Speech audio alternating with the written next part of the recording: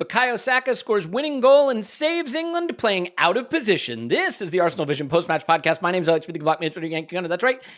Not the winning goal, I guess the goal that got them back into the game and then scored a penalty, but all things being equal, he did it playing out of position at right wing. Just imagine how good he could be at left back.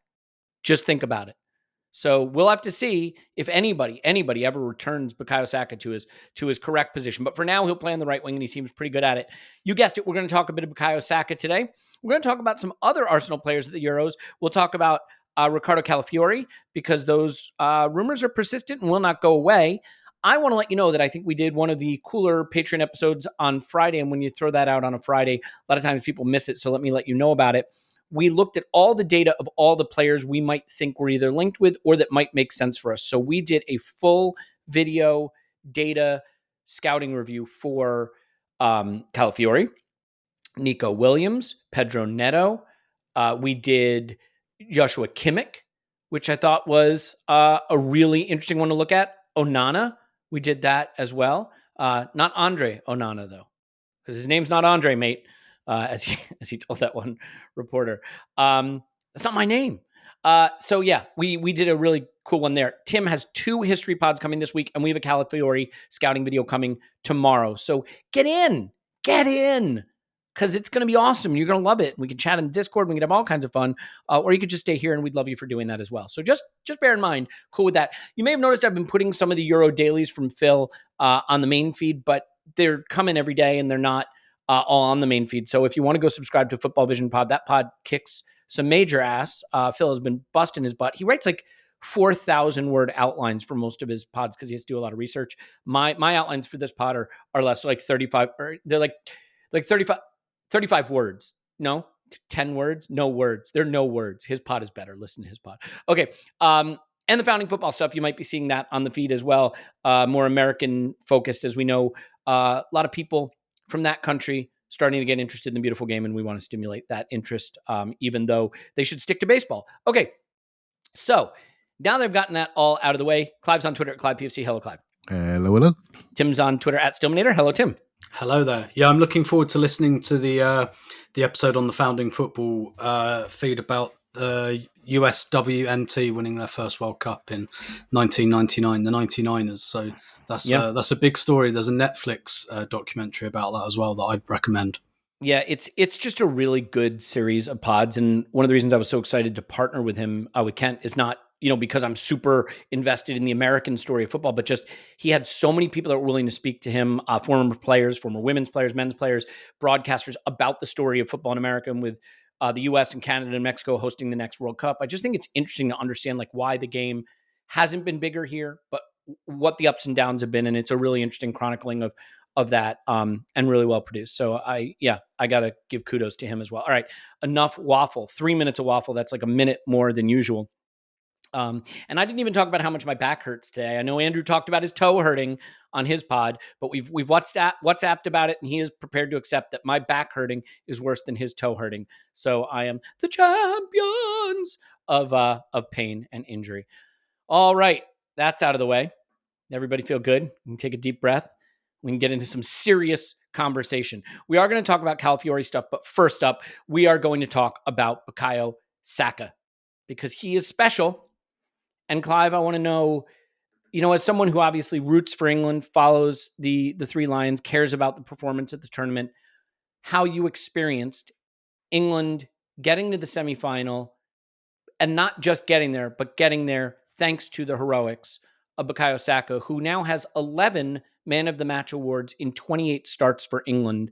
Rio Ferdinand saying he's the most important England player, which of course is an opinion he's held at least since, I don't know, the 60th minute of that game. How did you experience it? How joyous was it for you to experience that? Yeah, you're triggering me on the thing that's annoyed me most about this tournament, and that is some of the TV analysis. I would say some of it. And it's hard for them, right? 1 month out there, they must get it. They can't get everything right. You're doing it all live, etc., etc. However, what I will say is we have a situation with Bukayo Saka where, now what I will say is some of the analysis, people walk in with their guy, and they look at the game through, how can I get my guy to play? So whether that guy be Anthony Gordon, whether it be Phil Foden, whether it be whoever, they walk in with their guy. But that guy was never Bukayo Saka. He seemed very expendable all of a sudden. Let's move him around. Let's move him to this decision. Let's drop him for, the Chelsea kid, Cole Palmer, who's a good player, but we'll come on to that a little bit later. And it's quite strange how that seemed to manifest itself without recognising that probably within the group, he was seen as something very, very important. And the way he's been moved around to cover other people's deficiencies tells you we have it. Even in this last game, late in the game, Switzerland attacking down our left-hand side, and Cole Palmer was looking at the daisies on the floor. And they had to swap him. They had to swap Bukayo Saka over to the left side because they were getting in on that right-hand side because that guy is not rounded enough at this level. And why should he be? He hasn't got the experience yet. So when people are just trying to promote their own flag, you need to look at the game properly. And I will say again, there's a fantastic article from Johnny Liu before the quarterfinal game, which really highlighted how you should take a breath sometimes and look at the game. It was really, really good. And it looks even better with time. We all try our best to get things right, but I thought it was perfectly written. And that's how I view it, right? So Bukayo Saka to us, this is no surprise to Arsenal people, but it's really nice to see him get even more flowers. And going back to where I was watching the game in my local football club, everybody was like so happy when he scored. And then when he went up for the penalty, everybody was like feeling sick immediately. I was feeling very sick. It was like, oh my God, and then when he slotted it, it was like, it felt, I'm sure other Arsenal people listening to this who watched it in mixed company, shall we say, when he scored, it felt like almost I'd scored because everyone's coming up and saying, oh, brilliant, brilliant. You know what I mean? And it was very much a wonderful moment. And I just want to say one more thing on this, if you don't mind. I think we get ourselves in angst around international football analysis. And if I send out a tweet, and I get people from different corners of the earth coming back and smash me on the head, I decided to stop tweeting about it a little bit because I think we're getting this. I think we're getting this a little bit wrong. For me, what the England team present is it's almost like a community service. It brings everyone together. And you need to look at the game from what it's offering us as a country, as a nation, whether it be good or bad. I'm definitely standing next to people and I'm watching games I haven't seen for a while. And I wouldn't see them without this event. And I think these are real events now. And if we look at them in that regard, rather than trying to get our player in, try to smash the manager because our centre forwards only had 9 passes. Yes, that's correct. And captain had 9 passes in a game. We maybe got to take a bit of a chill pill and just see it for what it is. And, Vertonghen's still playing in these championships. The standard's not as high as some of the Premier League games, but it offers something to a nation which is really important. And I think if we grasp that, we may be a little bit cool about the whole scenario. Yeah, I think club football has grown so much now that it's overtaken international football in many, many ways, which wasn't the case, let's say, 30, 40 years ago. But you see something interesting happen during tournaments, I think, Clive, which is it starts off the first group game. Maybe you're playing a less favored nation, in terms of their footballing identity. And so the club tribalism and the club affiliations stay in the discourse early in the tournament. And as you move through the tournament, if you're lucky enough to survive in advance, the club affiliations start to fall away. And so I think now you're at the stage of the tournament where you're starting to see an England identity coalesce around this team across all club affiliations, as opposed to what it was 2 weeks ago, which was Palmer should play, Saka in the mud, Foden in the mud, everybody in the mud. Why does everybody want to be in the mud? I mean, mud has a nice cooling effect on a hot summer day. We do mud baths. They're good for the skin. Point is, everybody's in the mud taking care of their skin and cooling their body. But it's the point that these club affiliations that so dominate the discourse, I think we're finally seeing them strip away a little bit, which is refreshing because I thought it was a very toxic element of just even trying to enjoy watching the England team, which was hard enough to do with the football they were playing. But this was Saka's moment. And I think it is really remarkable how hard it has been for Saka to be viewed as what he is, which in my view is the star of this team even more than Jude Bellingham, who had the moment of the tournament, one of the moments of any tournament. But I tweeted something that I really think is what I felt watching that game as neutral-ish, not neutral, obviously, but neutral-ish, which is he was the one player, maybe Mainu a little bit too, but the one player who looked like his club self, who can go into that environment, be put in with all these disparate parts that don't work together, and still do at least a decent chunk of the things we see him do for his club. And I think, Tim, in your totally sober and clear-headed analysis of this on the Football Vision pod, you really articulated that Saka's intelligence is a big part of his game. But I think he problem solves, and it's why, be outraged about it or offended on his behalf all you want for him moving to left wing back or being even posited to play there. But it's a testament to his intelligence and problem solving and ability to bring his incredible talents to whatever position he plays that people thought he could do it.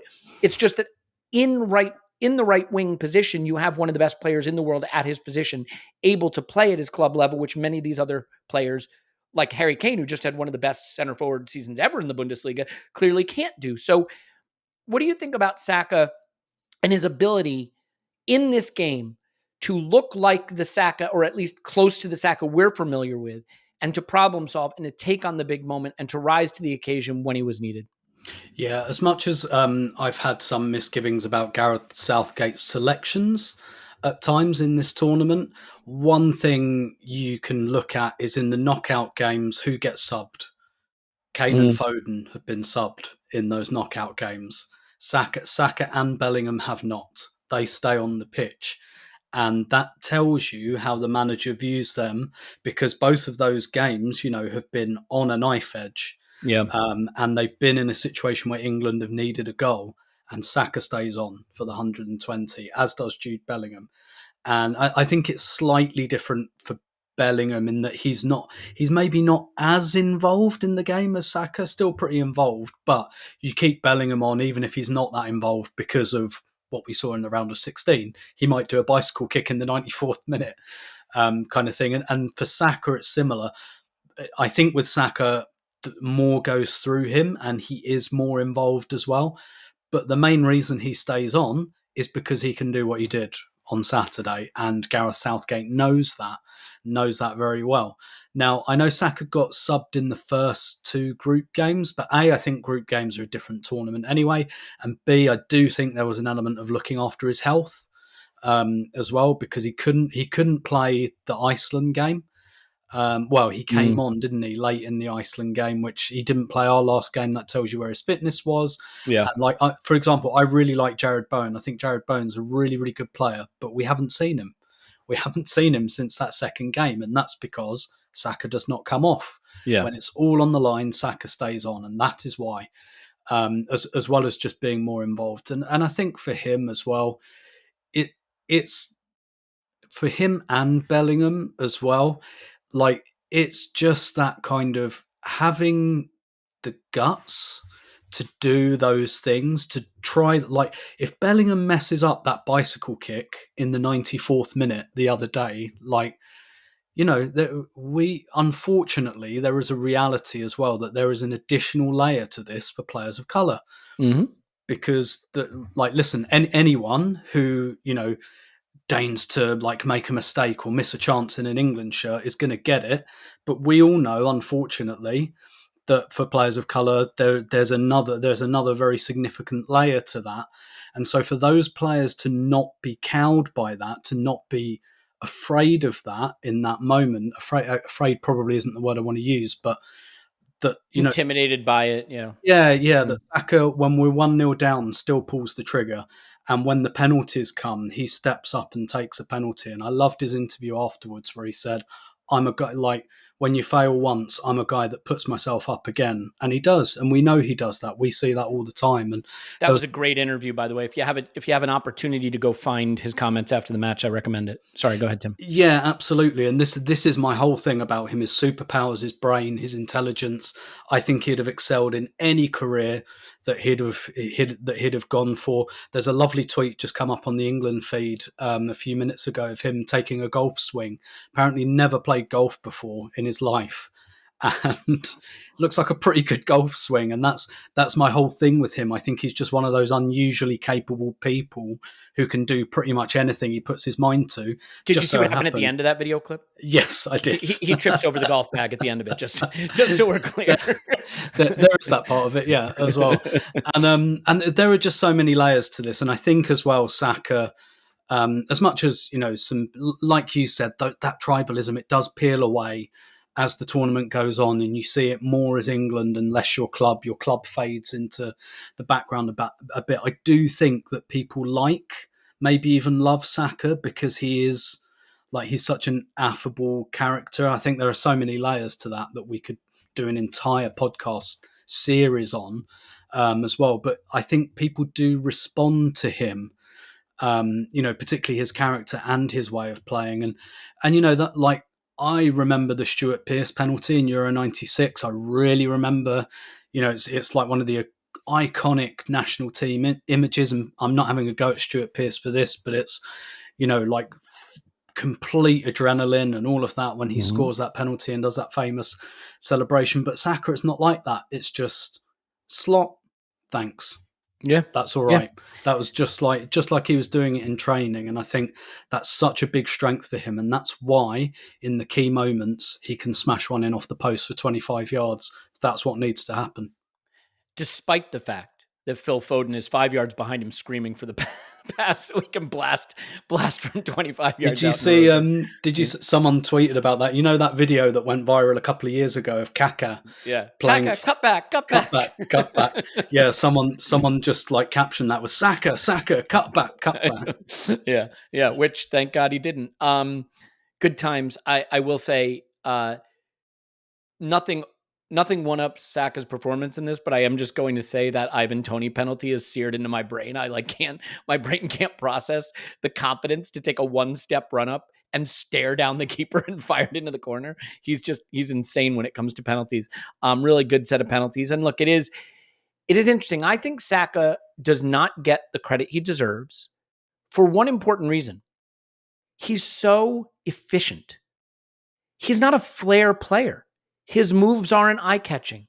They aren't spectacular. They're efficient. When he beats a man, it's because he gets his body in front of them and uses his strength. When he takes a shot, there's very little backlift. It's in the net. When there's a pass to be made, he makes the right pass. When there's a defensive shift to be put in, he puts it in. He's the anti-Antony. Antony is the least efficient player I've ever seen. He will stand on the ball and do a circle. I don't know what that was about. He'll do step overs. He just won't do any good football actions. Saka does the football action needed to achieve the outcome he needs. He's incredibly efficient. And so he's smart and he's efficient and he's like the Terminator. He's the Erling Haaland of wingers in that sense, right? Like no flair, just efficiency. What it takes to get the ball where it needs to go in that moment. And I think that might not suit him in a TikTok, Instagram Reels age, but it makes him one of the best players in the world. Clive? Yeah, I think if you look at the earlier games and how he was receiving the ball, and we learned this at Arsenal, didn't we? Giving the ball, facing the goal, square, straight pass into his feet, get smashed from behind, we don't progress the ball. Walker tried a few of those inverted passes, which worked on occasions, but Walker on the ball, he's not Ben White and he's not Trent, so that wasn't great, right? So in this game, because of the slight system tweak, he's receiving the ball in isolated areas, facing the goal. And if he's facing the goal against two people, that's what he has every single week. He mostly has three. Declan Rice took the third guy away and then basically he scored. But his trick is, mate, to go inside and out, and he goes outside a lot. And that means eventually someone's given the space on the inside and he took it. And I respect him so much for his ability to stay at the top end of that team. It's very hard in the England team with all these bigger brands out there to impose yourself on a team. And I think when it starts to get hot, as Tim was saying, when it gets hot, you see who the manager relies on. You see who he moves around. When it gets hot and your career's on the line, suddenly you're not making brand decisions. You're making decisions to save your life. And if you want to save your life, there's a few people you keep on that pitch no matter what. And so it's interesting now that the world has turned around to him. But honestly, Elliot, Not everyone loves him, mate, I'm afraid. Not everyone's having him, and not Can I everyone's ask you a having question this though? guy. Is it like, I want to be careful. I do think, like, if I'm trying to put myself in the body of a Chelsea fan, for example, which is gross and makes me like literally want to tear my skin off, but would I be so invested in wanting to see my guy Palmer be the star that I wouldn't warm to Saka? Or if I'm a City fan, would I be so invested in Foden, who's not having the tournament that I might have wanted as a City fan? Like, how much of this is just that club allegiance is so strong? And especially in the pundit class, because they're all former players and they want their guy to get the praise, Yeah, I mean, just look no further than Michael Richards, Man City FC, right? Just look at that. Mm-hmm. And then I'm so disappointed in him. I gotta be honest with you. And just let the game come to you. The game will show you all you need to know if you're really looking. If you close your mind off, you won't see it. You won't see it. You only see what your guy didn't do well. And why is that the case? And you have to remember that Phil Foden, for example, who I think I've got no problem with Phil Foden. But let's be honest now, his weaknesses have been exposed that Pep was protected. You don't want him in wide spaces because he looks like a small boy. In small spaces, he's absolutely fine. He takes shots from areas he shouldn't take shots from, because he's trying to impose himself on this team. He's taking set pieces. Let's be honest. We're set piece FC, and I'm looking at his set pieces thinking, why aren't Rice and Saka on them? Because we watch that every single week. I won't say that out loud, even though I just said it. I won't say that out loud, but our set pieces are a big part of our game, and they're poor. They're absolutely poor, and we should be saying something about this. But just watch this kid deliver. Once he's facing the right way, you said something earlier, Elliot. You said something like he's the only person that's producing similar to what he produced for his club.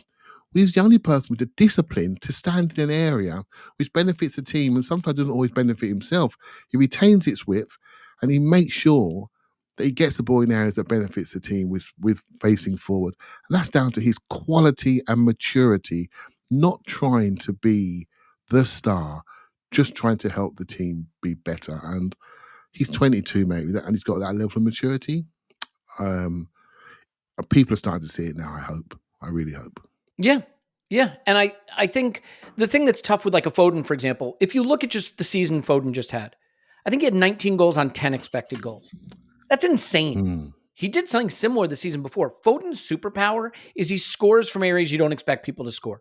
He is an extraordinary finisher. The problem with that is that's all he does. And Pep gives him a platform to just pop between the lines and take shots 20 yards out. And on the day they're flying in, he looks like one of the best players in the world. When they're not flying in, he's giving you very, very little. What makes Bukayo Saka so special is he will give you something in every game.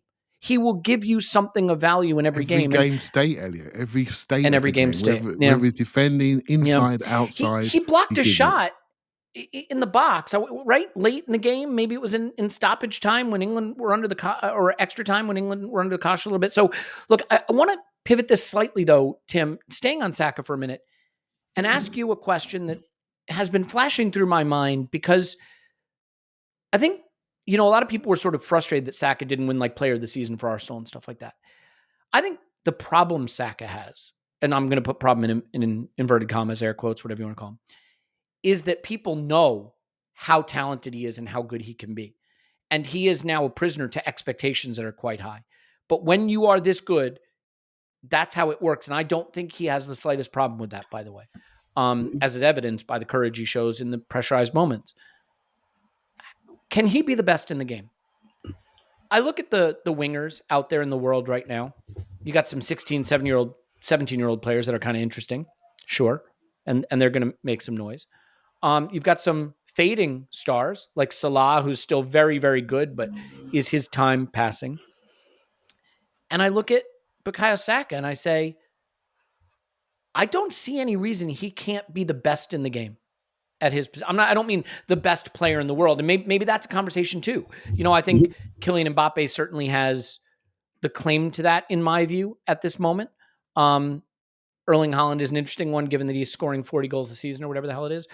But I see Bukayo Saka as having what it takes to be the best in the game. And now that he's playing for an Arsenal that will compete for Champions Leagues and Premier Leagues, and he's playing for an England that's going to go deep in international tournaments, and he's probably got, what do we think, 2 more World Cups and 2 more Euros in him. how far can this go? Can Bukayo Saka become a Ballon d'Or candidate? Because as I think about it, if England were to win the Euros and he were to have another important goal, and Arsenal were to go on and win something, suddenly he's a player you're talking about in that conversation. So it's a simple question that I've done, gilded to perfection. Can Bukayo Saka be the best in the game?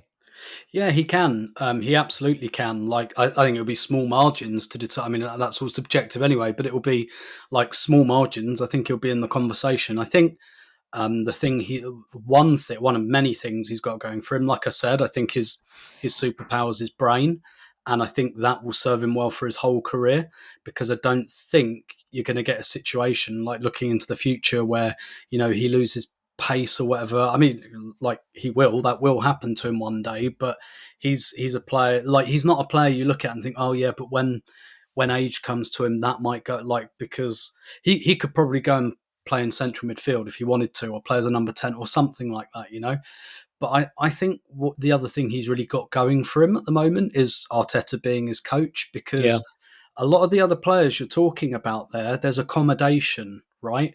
I think France dysfunctional. I don't like the look of them at all in this Euros, because they're trying to accommodate Mbappe.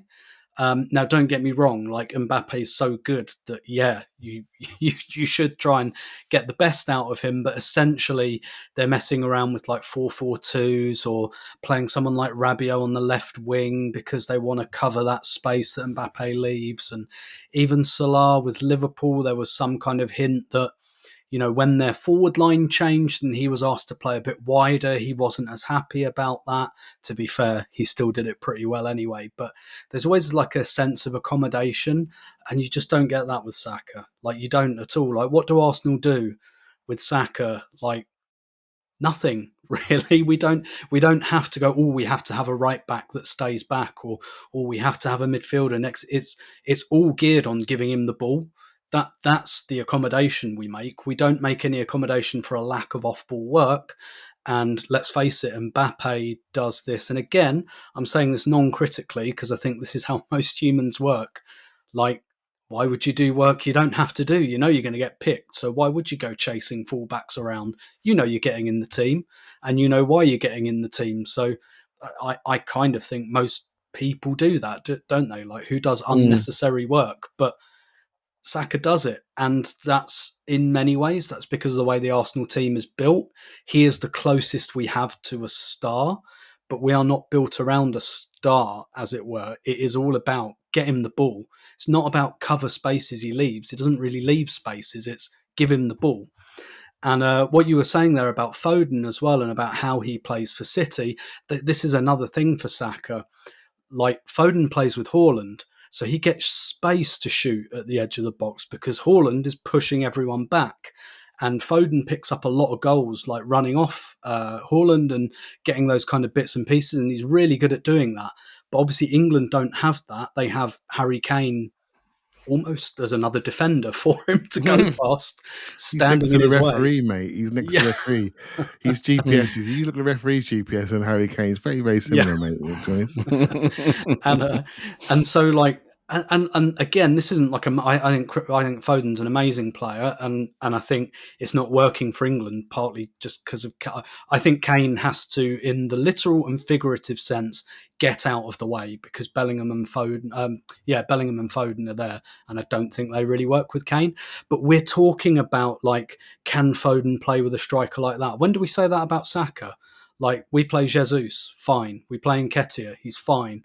We play Havertz. Kai Havertz, yep. He's fine. He goes into the England team with Harry Kane. He's fine. Like, you don't have to make any accommodation for him, and that's partly because he's so smart. In this game, England want to bring Cole Palmer on. He can go over to the left wing, and that's kind of fine. So and again, like, there's none of that with, like, Foden or Kane. Like, Saka's the one they go, we'll keep him on the pitch. We'll put him maybe, not suboptimal, but, not the same position, but we're keeping him on the pitch, kind of thing. Yeah. And that's where his strength is. He's a very elastic player. Yeah, look at the discourse. Well, if you want to play Kane, you can't play Foden. If you want to play Foden, you got to play Watkins. If you want to play Trippier, you got to play Gordon, right? In order for everyone to look good, there's this other thing you got to do. No one says in order to play Saka, you have to play Trent. Not only that, they're saying if you want to play Saka, well, we don't have a left-footed left back. We could play him there. So while everybody else is being told, well, for them to work, they need the Goldilocks situation. With Saka, they're basically saying, put him anywhere, it'll work. And we've been seeing that as a slight, but to be fair, it's the opposite. It's just that nobody's really caught on to it. So to me, the only thing that can stop him going to the top of the game is simple: too many minutes, too many kicks. And I hope it doesn't come down to that, because he's got so much football in him already. He doesn't get a rest. He's going to 120 minutes every game for England now, and Mikel's not going to give him any break. Just so we're clear, I want everyone to know this. He's going to start the first game of the season for Arsenal. He's not going to get a break. And that's the only thing that could hold him back. I don't think it will, but it could. Clive, same question to you. Can he be the best? Can he go to the absolute top of the game? I mean, he's already at the top of the game. Can he be the best in the game? I just wanted to touch on a point that you were getting to, is that because of that malleability that he has, we all naturally, not we all, sometimes we move him around. We say, he can play left eight, he can play left wing, he can play left wing back. He started his career as a left back. He ends up playing right wing back, left wing back, all in one game in this tournament. Mm-hmm. And I just want to say something that Ian Wright suggested live on TV, that he could play left back. Maybe he meant left wing back, but I know what he meant. He was just saying what we've all just said. And he's getting killed for that from some Arsenal people. And I think that's so wrong. He's just solutioning live on TV about somebody that Can I stop you too? Because I see something that I think is a misunderstanding. He did not say left back is Saka's best position. He did not say Saka should be a left back. He said this England team, which is clearly broken, needs a left footer who can overlap, and Southgate didn't bring one, so maybe Saka's the solution there. And I just think it's been taken like he said Saka's a left back, and it, to your point, like I don't understand that interpretation. I think it was a credit to Saka, not a discredit. Anyway, go ahead. Yeah, he was just solutioning live on TV. If Luke Shaw was fit, he wouldn't be saying that, right? If he'd have brought Chilwell, he wouldn't be saying that, right? So he's just thinking this team needs something on the left-hand side, because you look at any pass map, what we have a left-hand side that the other team are ignoring. And so basically, whatever Saka does on the right-hand side, an even bigger credit, because no one is trying to do anything to stop on our left-hand side. So basically, everyone's loaded over to our right, attacking right. And I do think we all solution in our minds. We all do it. And I don't think he should be getting stick for solutioning a situation which was never optimal. We should have had a left side. We should have had Rashford. We should have had Grealish, people that he trusted that have been put out of this squad way too soon. And we're playing a Dutch team that has a right back that shoots off Kieran Tierney style in the old days. And we need to be in that space. And what have we got? What have we got to really punish them on the left hand, on our attacking left? Nothing. I think before we start castigating one of our heroes as Arsenal people, we need to wake up and just think it's just a game of football, and he was solutioning a situation that was imperfect from the start. I just felt I wanted to say that. Yeah, and I'll level with you. Like, I look at the comparison of Ian Wright having the courage to say, hey, here's a solution that could work, even if it's not in the best interest of the Arsenal player, while Michael Richards is there telling us something that our eyes know isn't true, which is Foden's the best player for England, or whatever, whatever the case is. Like, I don't know. I think I love tribalism in football. I think it is special, and I think it makes it enjoyable. I just think there are times where it leads to brain rot. Like finding the happy medium is hard, I confess. It is. Yeah. But Elliot, your data boys have killed this stone dead now, right? You can have any tribalism you want, but when I can go onto an app of my choice and say, okay, wonder how Harry Kane did today, right? And I can tell you where he was standing, where his average shot position was, and how many passes he made within 3 minutes of the final whistle, probably even sooner before the final whistle comes up. So I can have a discussion about it. You can't hide. You can't hide from the punters now.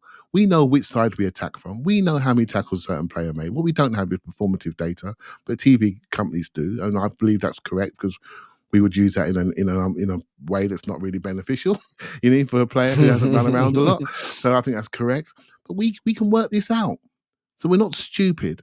So these guys that are walking in with their player in their luggage need to cop on quick. We're not dumb, so, and be much more, how can I say, what's the word I'm looking for? You guys are better with words than me. I don't know on this one. You're gonna have to find one. Be much more Use your words. thoughtful. Be much more thoughtful about what they're I was saying. going to say discerning. Thank you, Tim. Even I better. like that. I Even like better. that. Be a bit more discerning. Have a look at it. Let the game. It will find you. Stop being walk in with one view. It will find you. Yeah, and by the way, all this time spent talking about Saka, a quick note that is funny because Scott, to your point, puts data out, and on the right, he'll list like leader in XG chain, leader in X threat, leader in all this stuff, right? And if you hate data, totally fair, but what I thought was funny is this was for the Switzerland game. It was either Saka or Rice for every single one of them. It was either Saka or Rice. Rice completing 94 of 96 passes and, just doing what he does, which is covering all the ground that nobody else will cover. So special game for him. I still want to talk about Saliba, by the way. I still want to talk about Kai Havertz. And I want to get a quick mention for Martinelli. I guess I can do it right now, which is he scored his penalty for Brazil in a loss to Uruguay. So at least the Arsenal boys made their penalties, and now he gets to come home, as does Gabriel Magalhaes. And honestly, can I say something? Yeah. If you were a TV pundit, you'd squeeze Martinelli into every single bit of analysis. He made his penalty. It happened. A lot of people may not know he scored a penalty for Brazil. He hasn't really been playing for them. Endrick, by the way, started for Brazil, and this is a true story. Endrick completed one pass. It was from the center circle at kickoff. That is the only pass he completed in 90 minutes. Have you seen the clips of Endrick's performance? Look, I'm not going to kill a 17-year-old who's talented like that. That would be silly. But I do wonder him going to Madrid where they've already got Arda Güler and Mbappe and Vinny and Rodrigo. And it's like, I hope this kid finds a path because I believe he's talented, but I'm not sure about readiness. Having said that, Harry Kane looks terrible in the England team, and he just had one of the best seasons in the history of the Bundesliga as a striker. So who knows what any of this means, really? Certainly not me. I think we know that. All right, we're going to talk Calafiori in a minute, too. We're going to talk about Saliba and Kai Havertz. I think there's some interesting stuff there because Havertz is clearly not good, and we need to figure out how to fix the issue that he's not good because he didn't score a chance for Germany. I'm kidding. But what I'm not kidding about is that you should be using NordVPN. I would never kid about a thing like that. How are you going to watch all the terrible punditry in another country that everyone's saying, did you see how terrible that punditry was? And you go to click on it, it says not available in your region. You just use Nord, you click a button, you go to that region, you can watch the terrible punditry and be equally outraged and then go on whatever social media platform is your favorite and say, I can't believe how bad this punditry was. Hopefully when someone then says to you, how did you watch that? You can say, I used NordVPN to watch that. NordVPN works on your iPad or your Android tablet or your Android phone or your iPhone or your Mac or your PC or whatever it is. You click a button, you find the place you want to surf or stream, and you can sign up for streaming services for less money by signing up for them in other countries. You can watch cartoons. I say cartoons. There's one in my mind that I'm thinking of, but you can watch shows that are not yet available in your region that are available in other regions. One in particular about a dog, a family of dogs that my kids love, and there were new episodes. And I was able to watch them early. If you know it, you know it. Anyway, moral of the story is you can browse where you want to browse. Watch Match of the Day, or when I'm over in England and I want to have the United versus Fulham game on in a fan get-together so that we can watch Alex Iwobi score the winner to beat United, we use NordVPN. Basically, we're going to give you an opportunity to sign up for it that just makes sense. By the way, Clive used NordVPN while he was on his holiday. Here's what you do, okay? It is really just this simple. You go to nordvpn.com/ArsenalVision. NordVPN.com/ArsenalVision. You get a discount off the Nord plan and 4 months free and a 30-day risk-free guarantee where you can cancel if you don't like it. So you can't beat that. 4 free months and a 30-day risk-free trial. NordVPN.com/ArsenalVision. Do it now. I love talking about Nord because I use it and I think it is great. But I should also tell you this podcast is sponsored by BetterHelp. BetterHelp isn't online therapy. It's just therapy. Therapy is important. I have recently had the chance to sort of see firsthand a positive experience of this with my mother, who, again, doesn't drive, has done therapy her whole life, finds it very useful and helpful, but not being able to drive makes it difficult. Is my dad going to drive her there every time? This gives her a chance to continue to engage in an activity that she finds very valuable for her, and to do it in a way that suits her lifestyle. And you can match with someone that fits your needs. You don't have to drive to an office, drive back. You can do it camera on, camera off. It just allows you to get those things off your chest. If you're thinking about starting therapy, you can give BetterHelp a try. Visit betterhelp.com/vision today to get 10% off your first month. It's BetterHelp, HELP.com/vision. Do it now. And last but certainly not least, you shave your privates. You do. most of you listening, I'm willing to bet shave your privates, shave your chest, shave parts of your body, and most of you probably do it using a tool that sucks at doing it. I know this because I was in that position. There was a razor in my shower for years, I would venture, that probably had never had its blade changed. There were tools that don't work in the shower, and you put a tarp down to catch all the things that are falling. Everybody's done it. Everybody. So as silly as this Manscaped thing may seem, it is really important that if you're going to do that, get a tool that's purpose-built. And with the Performance Package 5.0, you get all this stuff. You get the Lawnmower 5.0 Ultra, which is perfect. It's got a foil blade now, so you can go fully smooth. It works in the shower, long battery life, skin-safe technology with ceramic blades. The Weed Whacker 2.0 for ear and nose hair. Ear and nose hair is one of those things that, like, you don't know it's a problem until it's a problem, and then you're like, oh gosh, I have ear hair, and nose hair. And you don't want that.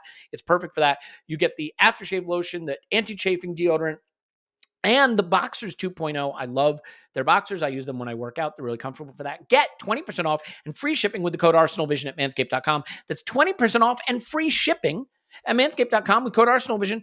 Manscaped, the perfect way to get your patties sizzling hot this summer. Clive, is that enough of that? Indeed. Are your patties hot this summer, Clive? I don't know what that is. I don't know how to answer that question. I don't know what it means either. But you know, I think I want that. Do I want that? Okay. Clive, let's talk Kai before we talk Saliba. Look, first of all, I thought the chance he quote unquote missed. I mean, it's a tough chance, and there were some people thinking he should square it to Musiala. Like, if he can see that, he's got a radar in his brain. He accelerates well. He gets to the ball. He tries the chip. I think the chip is on. He's not able to execute it. All in all, I think Kai has come in for some criticism because he produced a lot of XG and didn't score a lot of goals. I think he has more XG this tournament than England do. And I'm going to actually say something that's going to piss people off. I think what you saw at Kai for Germany is what we know about Kai for Arsenal. I thought he was influential. I thought he was effective. I thought there was a lot of good things about him. He's not a killer with the final ball. He just isn't. And I don't think he's ever going to be a killer with the final ball.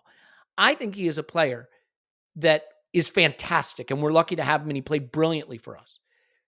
I do wonder if we need another final ball killer. Maybe not to replace him, but in addition to him. Maybe it's at left 8, maybe it's somewhere. But what do you take away from the Kai performance? Because I actually see it kind of like I see it for Arsenal. A guy who's fantastic at the football, but maybe never going to be, I think it's fair to say, never going to be the absolute clinical killer in front of goal.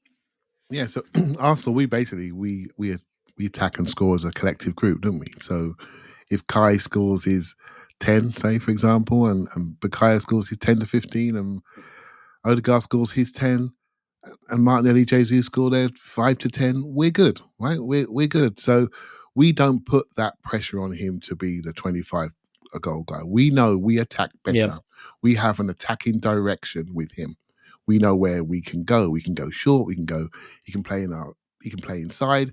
He can go down either channel, and he can be there as a threat on crosses. So we have an all-round forward that can combine intelligently with midfielders, also be a box presence, whether with somebody or as a lone striker, and he can back post it with anybody. He can do so many things on the ball. He's the time he takes the ball, it's all 1-2 touch. He just can play with him. It just looks easier with him. So as far as I'm concerned, I'm not worried. His ball striking is inconsistent. We see it. When he strode through, I think at Sheffield United away team, I think he was, when he smashed it left to right bottom corner, bosh, that went straight in there. When he took it on a run against Chelsea roof and net, bang, it's in there. But it's not consistent. Right? So we know this, right? So he's more of a creative finisher, intelligent finisher. He bounces it in, he clips it over the goalkeeper's leg. Sometimes goalkeeper's leg comes up, saves it. Sometimes he tries to hit too far to the corner. So there is an issue there. There'd be a few more goals would be nice, but he's making half of them. There's one clearance that came through when he basically saw the flight of the ball better, chested it down, took a right foot shot early, and the goalkeeper saved it. Now, I can't say somebody from a coaching perspective, the way he read that flight, the way he pushed that defender back into his box, into his line, boshed him off. He's on the floor eating grass. He chests it down, takes a right foot shot early. Now, I can't say too much wrong with that, apart from it didn't go in. Right? So there's a lot to work with there still. And I still think, even though at 24, I still think he's a developing player. I think he's finally worked out what he is as a footballer. he's a top of the box player, or he's a false nine type player that can work in attacking areas. And I think there's work to do regarding his finishing and ball striking capability. But that doesn't bother me because he is so effective for his teammates. But I will say that I was worried when he was missing chances and they hadn't scored. They scored, so it sort of went away. But to be honest, Sane hasn't scored since October. Musiala is bright, but that's a problem. He tired. He tired in the games. Havertz, he tired during the games.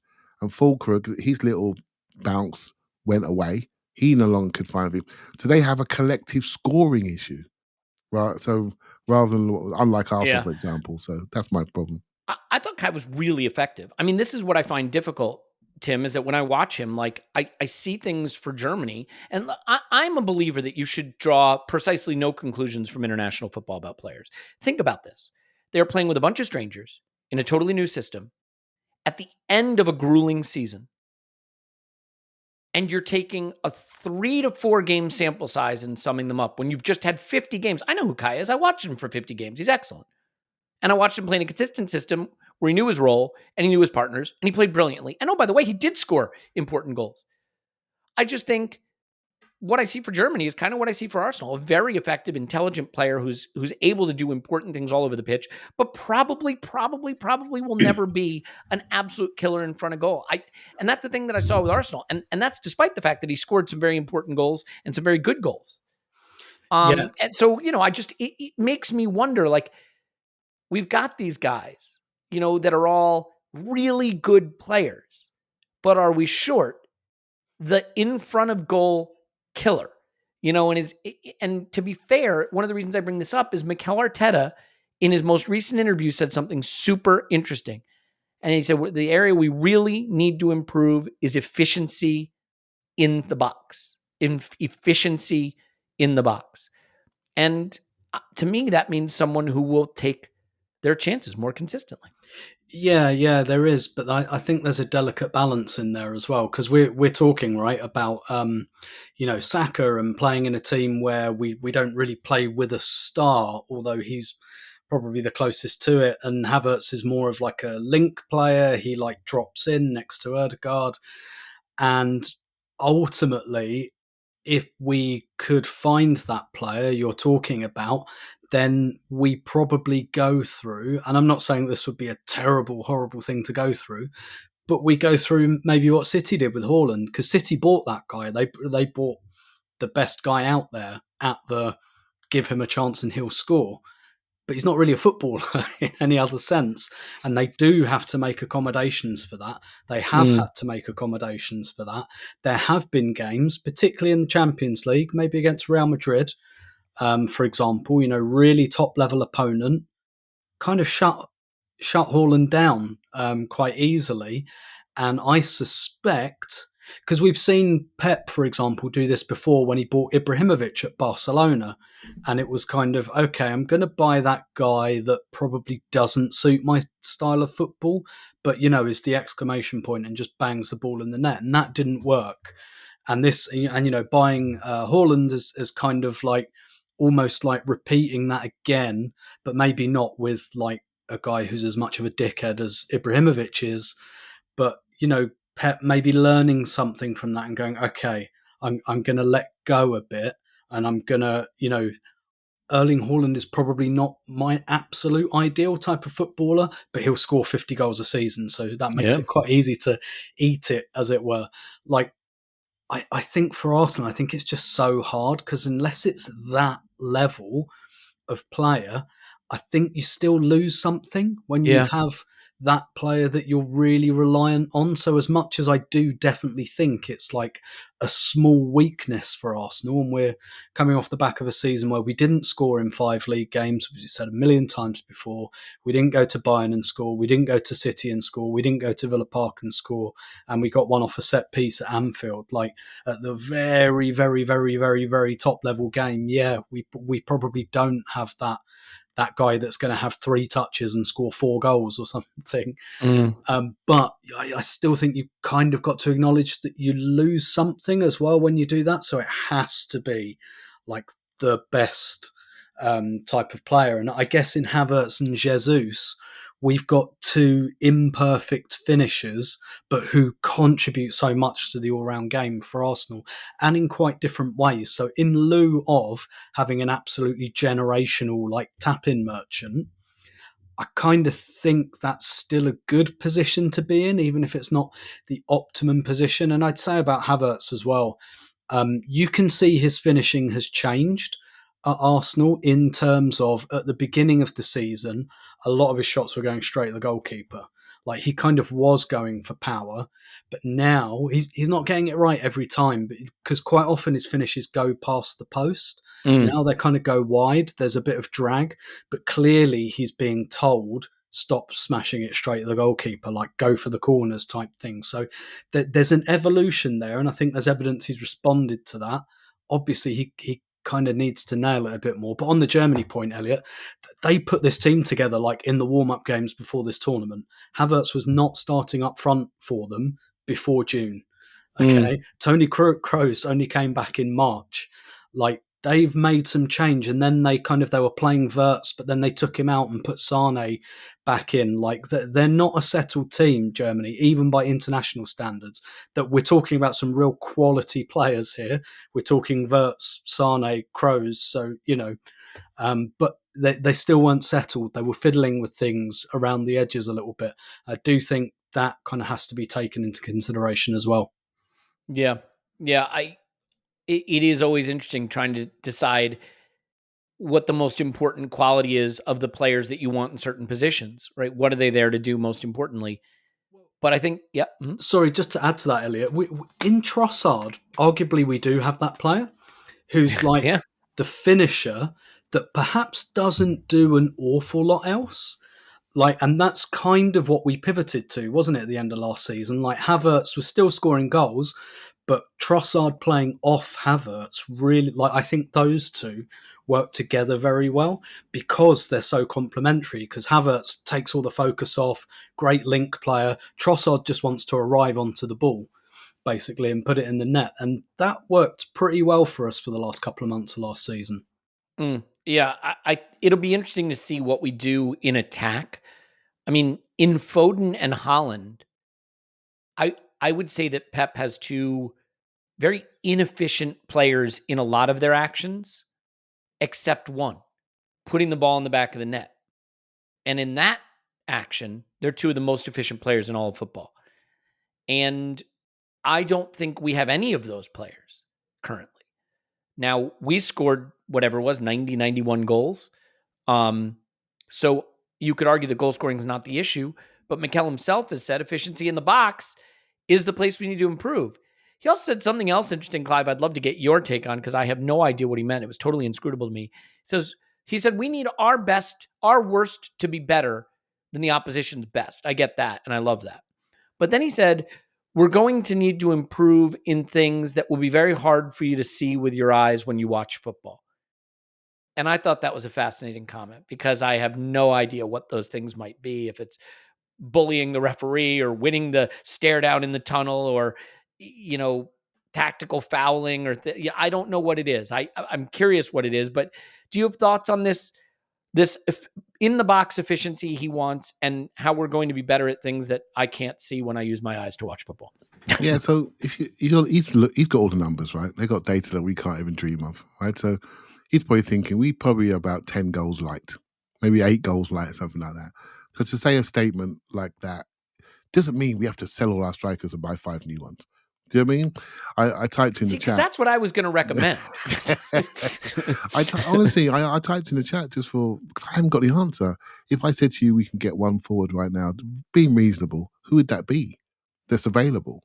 I genuinely have no idea. Like, me neither. I would take probably, I would like Eberechi Eze, but I mean, that's just a player I think could do some interesting things for us. But yeah, but is he a left 8? Is he a forward? Is he a 10? Yes. You know what I mean? Yes. And he's not an efficient finisher, mate. He's not really an efficient finisher. So it's a really. I read my ask question because I've not got the answer right for that. For who is that one forward? But what I will say is, I do think if I'm Arsenal right now, what he's really trying to say is there are some games when we haven't quite been at our best. I can think of 3 games. Fulham away, obviously, Villa away, and Newcastle away. We did not need to lose those 3 games. And there was nothing that they did that we couldn't handle. We were inefficient at certain moments in those 3 games, and those 3 games for me was the title. Because we just nothing. We dominated the Villa game from the moment we conceded the goal. But why did we concede the goal? We were dumb early, conceded from their first shot, and they hung on for 85 minutes. Let's not talk about Newcastle. I'm still upset about that. Right? So and Fulham come out of nowhere, but we could probably think we were tired. But that's what he's saying. Our worst, we still need to take the points. When we're not quite there, we're not quite at it, our combination's not there, our star player at Fulham away, who still scored, by the way, but couldn't barely trap it thereafter, if he's not on it, then what do we do? Do you know what I mean? Who else is going to show? When we had to bring on certain players at Villa at home, and they didn't really step up to help us in that scenario, that's what he's got to improve on. So our floor is still good enough. So it's a tweak of the floor that we can still win. I am worried about the Saka effect, Elliot. I've got to be honest with you, because you said something there that made me sit up. You always do this to me every now and again, right? Yes, I hate when you do that's it. my goal. He said he's going to start the first game. And I'm thinking, this can't be. I just read just now that Pedri's 21, who's just missed 81 games for Barcelona and Spain in his career so far. We've been incredibly lucky. How much further do you want to push that luck? I'm going to say something maybe equally controversial. I don't think he should play the first 3 games. I think you should sit him down, take him out, get that Achilles right.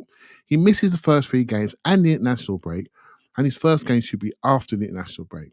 I hope someone has the bravery to do that, because we owe him that. We owe him time to get right so he can train properly and get back to his... I think he's got more levels to go, but he will not get there if we Pedri him. Because Southgate ain't taking him off. He ain't taking him off. We've got to take this in our hand, buy somebody, make sure we buy that forward and give this guy the rest that he obviously needs. That's my opinion anyway. Yeah, I mean, I don't know what to tell you, because he's not going to get it. And it's just one of these things that I feel we'll be talking about all the time.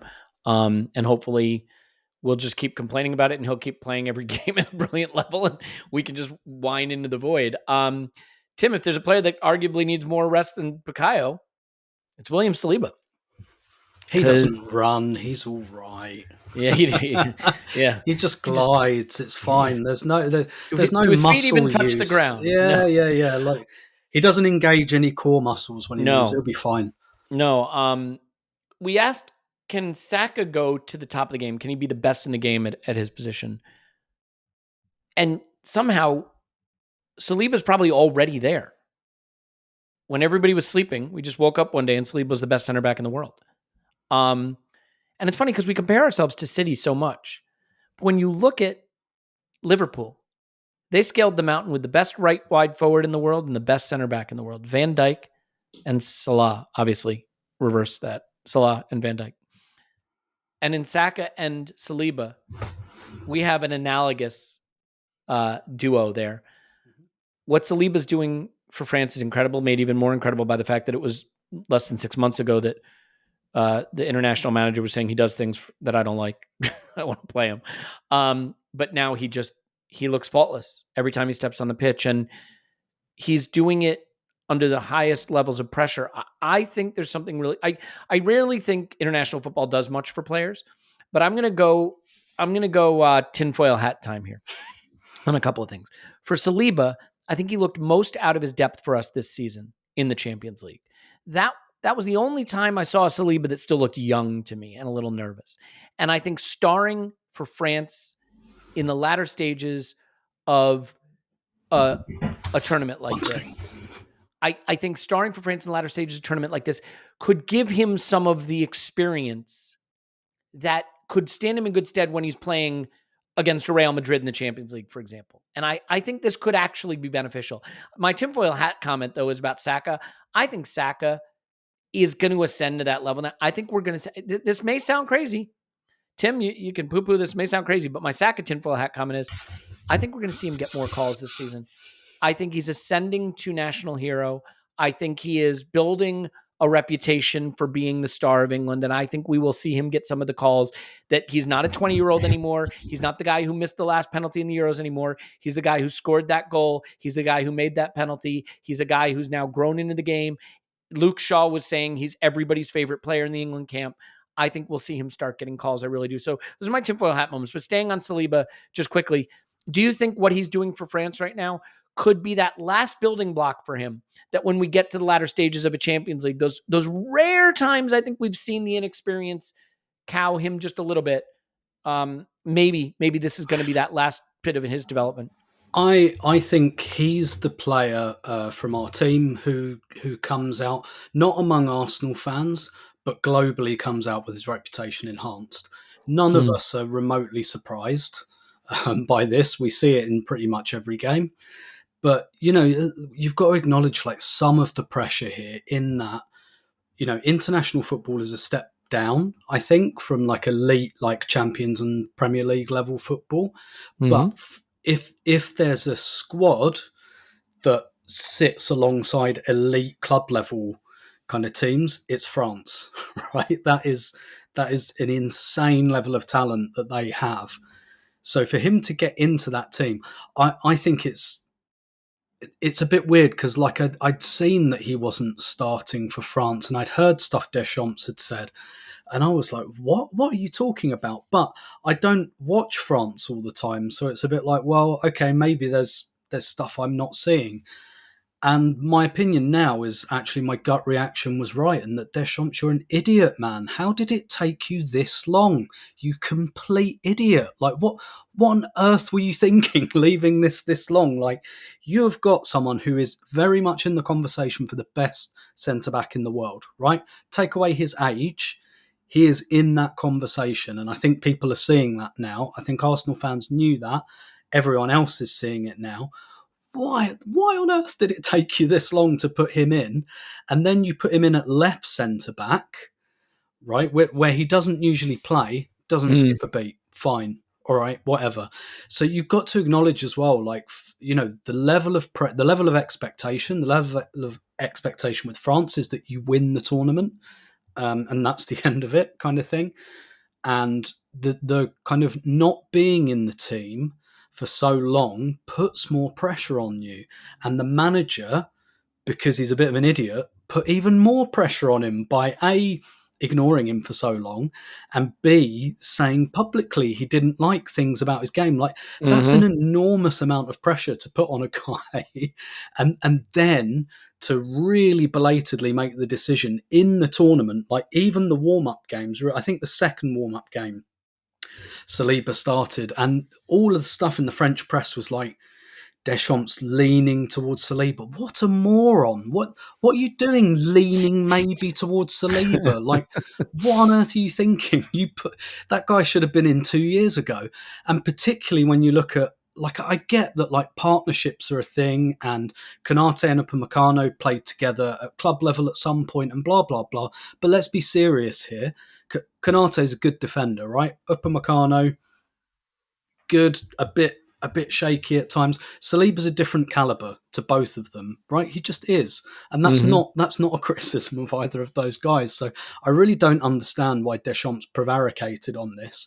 But in doing so, and then putting him a bit out of position, he put enormous pressure on this guy. And look at how he's responded. No problem whatsoever.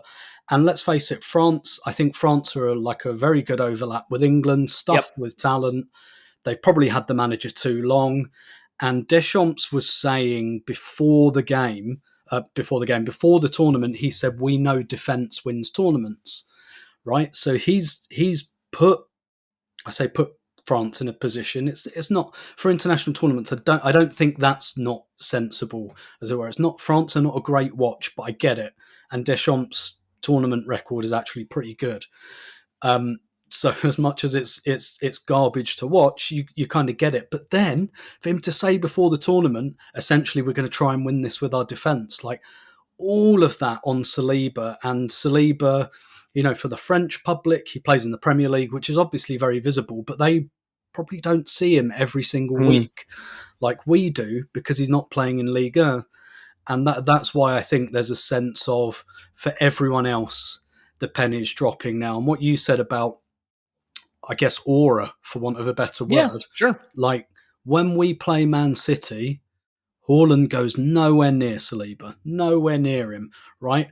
I wouldn't pick a fight with Gabriel, but that's still where Haaland, and Gabriel, I think, is a world-class centre-back as well, but that's where Haaland goes when Arsenal play Man City. He doesn't really get much change out of him either, but he thinks, okay, if I go on to Gabriel, it's a physical battle, and I've got a better chance of winning that than I have of trying to get around this guy. And we've got gold dust, because I haven't seen this. Even Tony Adams, when he was 22, you could see the talent, but there were mistakes. Like, it was out of order that people put donkey ears on him and stuff, but that didn't happen for no reason. Like, no one would be doing that with William Saliba. No. Nope. Final thought on that, Clive. I think, the Saliba we see at France is the Saliba we see at Arsenal. Extremely cool under pressure, snuffs everything out, completes 99.9% of his passes, and just looks sensational. Yep. And it is fun to sort of watch these, or listen to these commentators who don't watch Saliba every game for Arsenal just go gaga over the performance he's putting in, because they don't know what we know already. It's fun watching them discover him, Yeah. And let's be honest, but he has developed, Elliot. Do you remember the first videos we used to watch of him, defending in his box, defending in the air? His aerial play has really improved. His decision on tackles has really improved. When he did play for France earlier this season against Germany, on the left, he turned his body the wrong way on the through ball. He got run, and these are the things that they picked up on. Well, let's be honest, he should be playing on the right. If he plays on the right, they won't see the goal for 5 years. Do you know what I mean? They'll get all the talent in midfield. I mean, gee whiz. I mean, if you got to get past Kante, Camavinga, and Tchouaméni, and then you run into Saliba, I mean, it's going to be tough, right? It really is tough, So, yeah, we know what we're seeing here, and he has a style of play. Well, I say his words all the time, but it's really important. He transmits things to us when we're watching. He transmits a level of calm. When we see him, when he loomed over Bernardo one of those games and just took his lunchman out of his pocket and slapped him on top of the head and took the ball, passed it to his keeper, and we just all giggled. But like the rest of the world is seeing that for the first time, maybe so much, Yeah, but he's doing it against Lukaku, who, Lukaku, whatever you want to say about him, that's a big man to move. It's a big man. It's a wardrobe. If two wardrobes collide and one wardrobe hit the floor, right? And that's it. And look, I know Ronaldo's fading, but that moment where he runs with him, gets him on his back, takes the ball off him, like, yeah, what he does. Players just lose their hope. What did they say? Abandon all hope, those ye who enter here, or whatever. And sorry, just to butt in, on Lukaku as well, whatever Lukaku's faults, his faults are missing chances, right? He gets loads and loads of chances, and people's frustration is he doesn't take them. What did he get against France? Nothing. No change out of Saliba. And just ask Pablo Mari how hard it can be to handle Lukaku. Well, you know what? He took the words right out of my mouth. Remember when he ragdolled Mari in that first game? Yeah. I'm sure it was a preseason game or it was a league game, but he ragged him, mate, in that box. And Mari was big as well, wasn't he? And you'd have thought he could manage him, but no, sorry, mate, you're on the floor. And Saliba then took his superpower away, didn't he, Lukaku? And then on Ronaldo, that was really taking money from an old man, wasn't it? Really, it was really easy for him. Tim's right; he's doing all this jogging. So where I've got concerns around the repeat sprinter and punch through lines merchant Saka, who is England's only creative player to go in behind and most offensive player. I have worries about him because he is that player for us as well. So I do have a worry about that. But Saliba's doing it with a cigar on. And he's a big body and he needs the rhythm of football, I feel. The worst I've seen of him, Elliot, is when he has big gaps. So yeah, let's just hope it continues, right? Yeah. New contract, anybody? New contract? Is it too soon? It is fair to point out that, like, unlike Saka, who's an Arsenal guy, right? I mean, he's from the academy. you don't worry about those players leaving as much.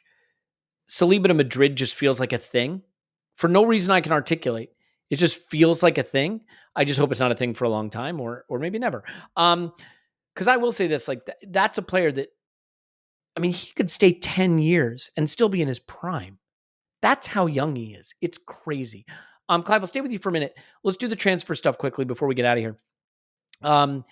Dan Bentley is the transfer I was hoping we'd get, and now it looks like we're inching close to that move. And it's rare that you get the guy. No, I'm just kidding. But it is a guy we are inching closer to. And I tweeted 2 refrigerator theory for the win. Now, if you're newer to this podcast, you may not know 2 refrigerator theory, but a while back I espoused the theory that you don't go out and buy 2 nice refrigerators for your house. You only need 1 good refrigerator.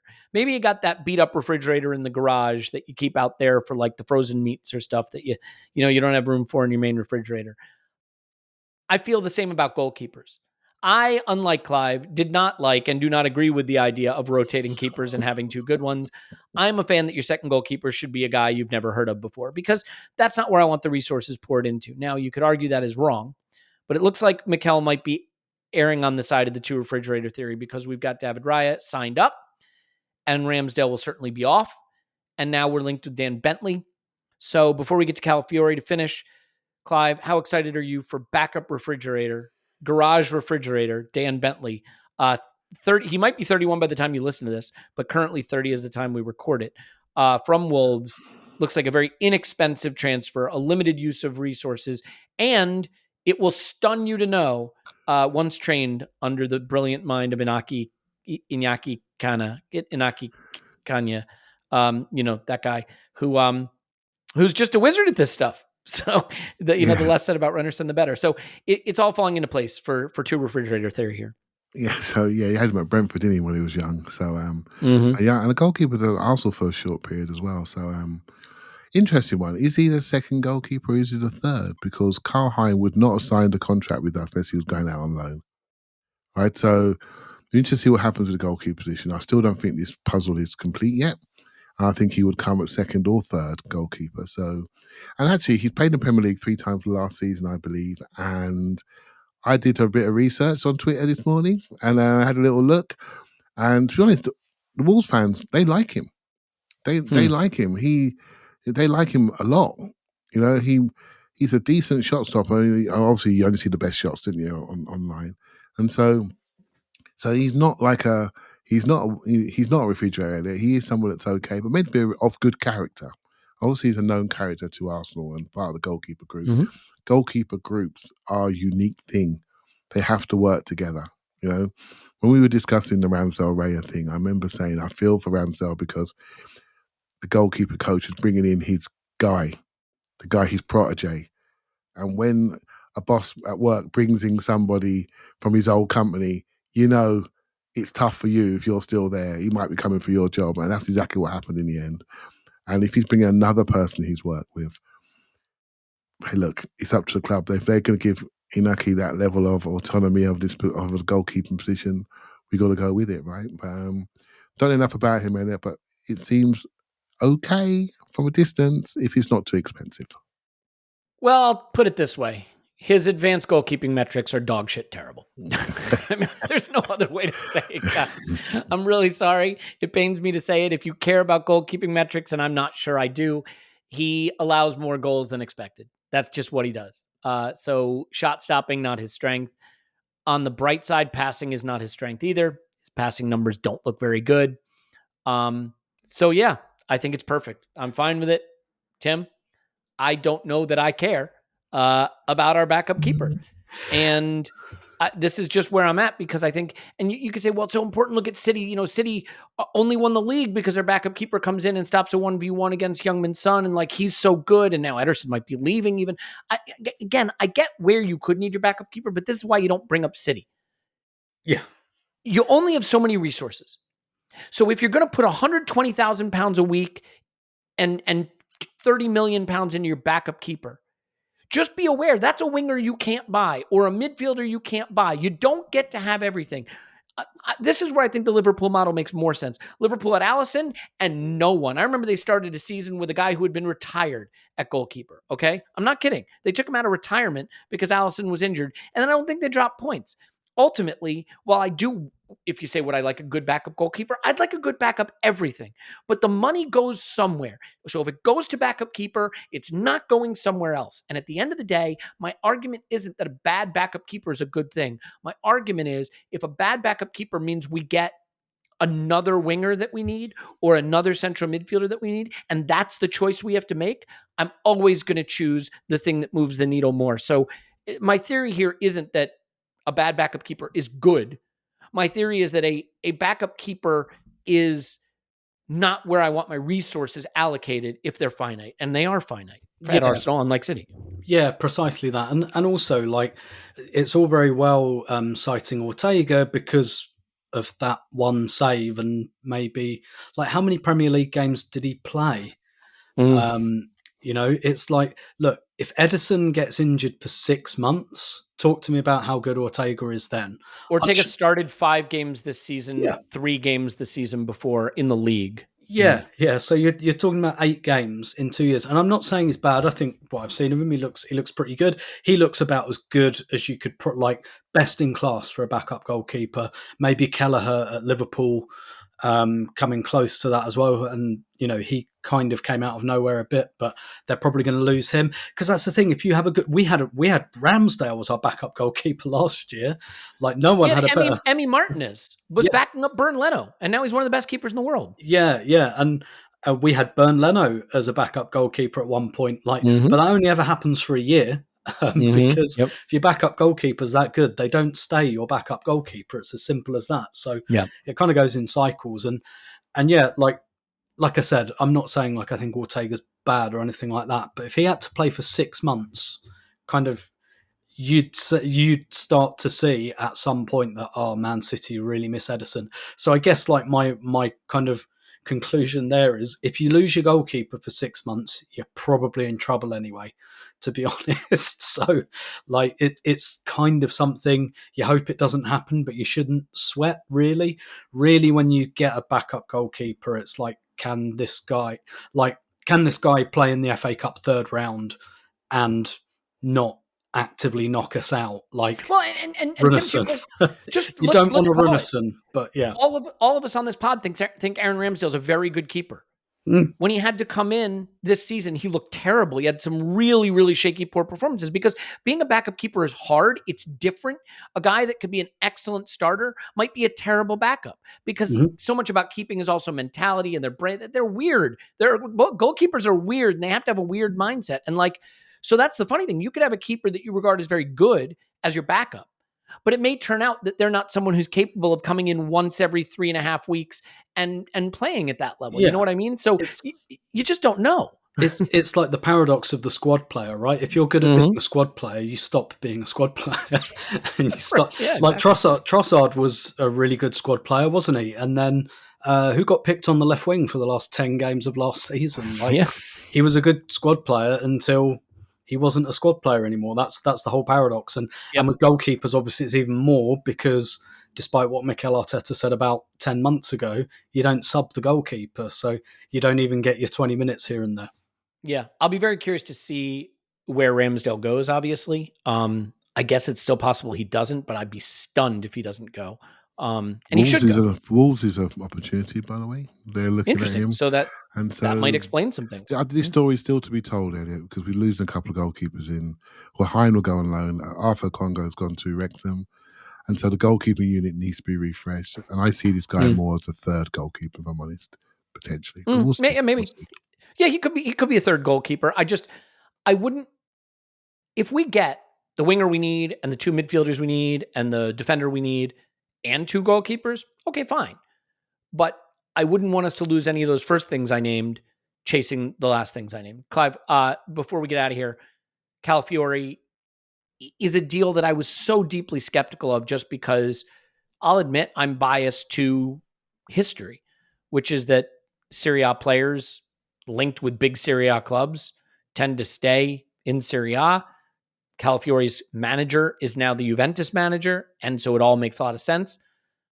except that they are skint. They want Kivior and they're willing to take him on a loan with no option to buy. That's what Juve are about right now. Which keep tabs on that, because if they do wind up with a compulsory option to buy, he might wind up there instead of Calafiori. But it's starting to feel like this could happen. He says, trusting all the dodgy ITKs out there. You have a thought on this? Because I think he's a really exciting player, not just what he did for Italy, but what he did at Bologna. I think he's a player that I can certainly see how he fits in for us, but it might force us to rethink a little bit of the hierarchy defensively and who might play where. So do you have thoughts on how that could shake out? I do. Some of it for the Sky video tomorrow, but yeah, he's save some good material. Yeah, he's not hard to see. You can see him all day. Also looking at Jarrell Hato and potentially the guy at Forest, Murillo, who another player I sort of like, even though his shorts are a bit big. He's a real punchy left sider. Again, good distributor, punchy left sider that transitions. They both transition. So Calafiori comes in, big lefty that transitions. Is he going to be a left back or a centre back? He's got slightly heavier feet for a left back, but the way Arsenal do it is slightly different. We stand in one line up, so he becomes very creative and go forward. His passing is better from wide areas, Elliot, rather than central areas, but his his long passing is better from wide areas, but his short passing in the interior, he's really, really good. And he plays 1-2s. And one thing I want to see Arsenal add this year is not just transition ability, but the ability to run through lines. Because everyone, we're good now, right? So everyone's standing still in nice tight spaces. So we've got to run through people to move people. And I think, again, I come back to Saka. He's the only one that does it. Havertz came in, he started to do it. And Martinelli, we lost him, but I so think he's going to come back this year. And these guys don't just want to defeat. They want to run through lines, run around people. I think that's very important. So the more people that can get it, win it, transition, win your duels, and then really go forward quickly, they fit. So yeah, I think it's going to work. I think it's going to happen. He's still a development player at 40 mil. He's still a development player. He's got much to develop. He's still got physical development ahead of him.